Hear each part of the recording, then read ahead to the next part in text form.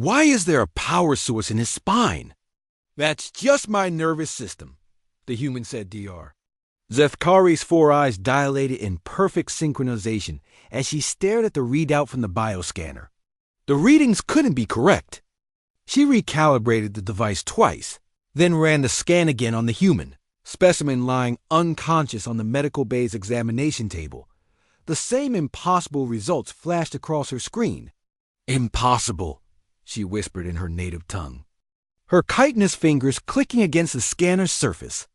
Human Commander Sarah, Chun according to his identification, had been brought aboard the Galactic Medical Research vessel healing light after his ship had suffered catastrophic engine failure. Standard protocol for unknown species required a full biological assessment before treatment, but this defied everything she understood about organic life. Dr. Zefkari, her assistant, a young Veltaran named Pipsock, approached with cautious steps. Is there a problem with the scanning equipment?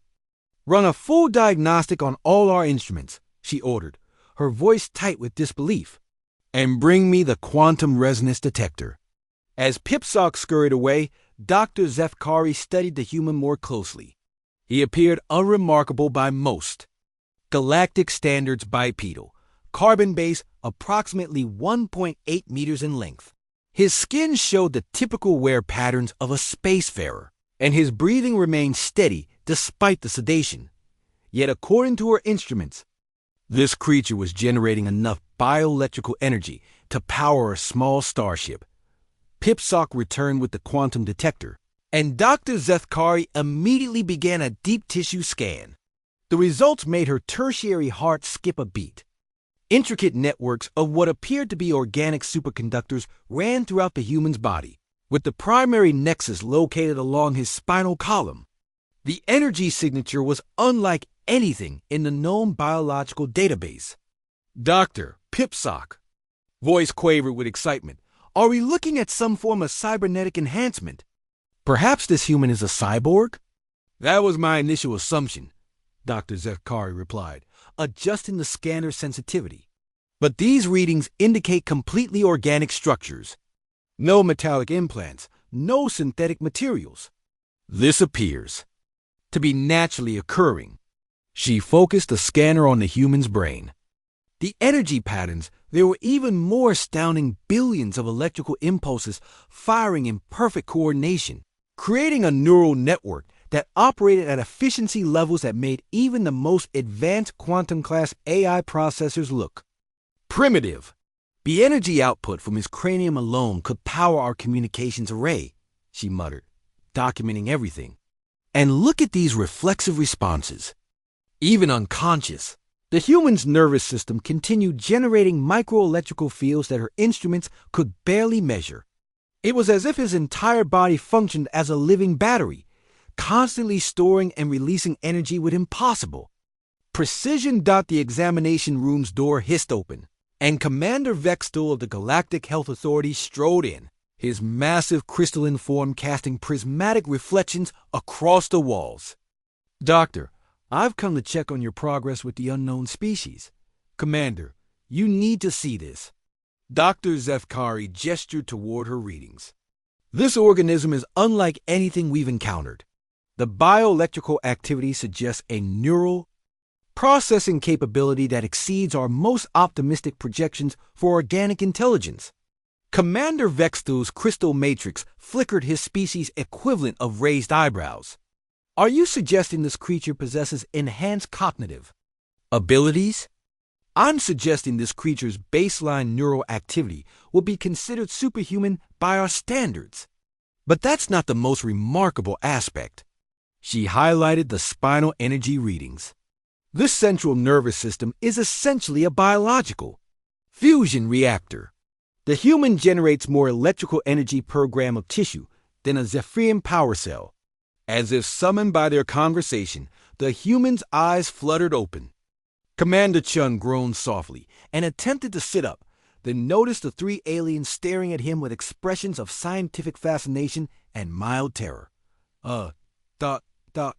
Hello? Chun's voice was rough from the sedation. Admire you doctors? Dr. Zethkari approached cautiously. Yes, human. I am Dr. Zethkari, chief medical researcher aboard this vessel. We rescued you from your damaged ship. Thank you, Chun said, seemingly unfazed by conversing with insectoid and crystalline aliens. I appreciate the help. Human, Commander. Vexto's voice resonated like struck crystal. Our instruments detect massive energy signatures emanating from your spinal column. What manner of power source have your species implanted in your vertebrae? Chun blinked in confusion. Power source? I don't have any implants. The readings are unmistakable, Dr. Zethkari insisted, showing him the scanner display. This level of bioelectrical activity. Oh, that, Chun chuckled. That's just my nervous system. The silence in the room was profound. J-U-S-T your nervous system? Pipsock whispered. Yeah, you know brain sends electrical signals down the spinal cord. Signals go out to muscles and organs, sensory information comes back up. Pretty standard biological setup, as far as I know. Dr. Zethkari's scanner nearly slipped from her grasp. Standard? Human, your neural activity generates enough energy to power a small settlement. Your brain processes information at quantum computational speeds. Really? Chun scratched his head. I mean, I did pretty well on my sets, but I wouldn't call myself a genius or anything. Commander Vextu's crystal matrix went completely dark, his species equivalent of fainting. Human, Dr. Zethkari said slowly, how many of your species exist? Oh, about 8 billion, give or take. Why? The scanner clattered to the floor. Chun looked around at the stunned aliens. Is ... is that a lot? Dr. Zethkari made a mental note. To immediately contact the Galactic Council.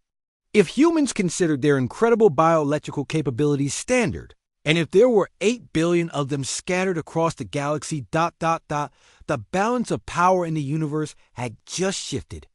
Dramatically. Human, she said carefully, I think we need to have a much longer conversation about your species. Chun shrugged. Sure thing, Doc. Mind if I get some coffee first? All this unconsciousness has me pretty tired. As he stretched, every instrument in the medical bay briefly spiked with energy readings. Dr. Zethkari began drafting her report to the High Council, wondering if the galaxy was ready for humanity.